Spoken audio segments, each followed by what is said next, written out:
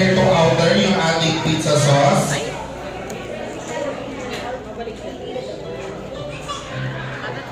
Kalat mo.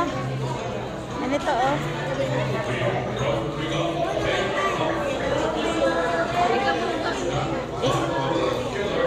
Huwag mo nang kutsarahin. Ganun.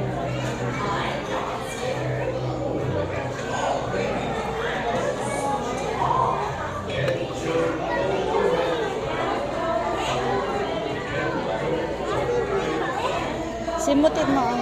Simutin mo, oh. Ang unti naman ng pizza sauce. Okay, so make sure po natin lahat po ng ating pizza sauce mailalagay mo sa ating pizza dough. Inner to outer po ha. Mula gitna hanggang gilid lalagyan mo ng pizza sauce. Okay?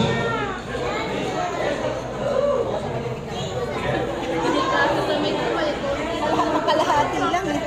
Hindi kasya. Hindi nga. Oo, onte. Mahirap ikala. Hindi masarap yan.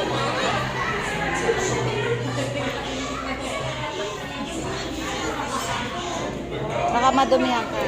Ayan, okay. Spread po natin lahat. Okay, so yung pizza sauce po natin ay may tamang sukat po yan.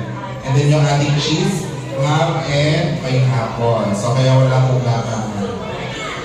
Okay, so spread lang po natin mabuti yung ating pizza sauce. Timutin po ninyo nasa lalagyan.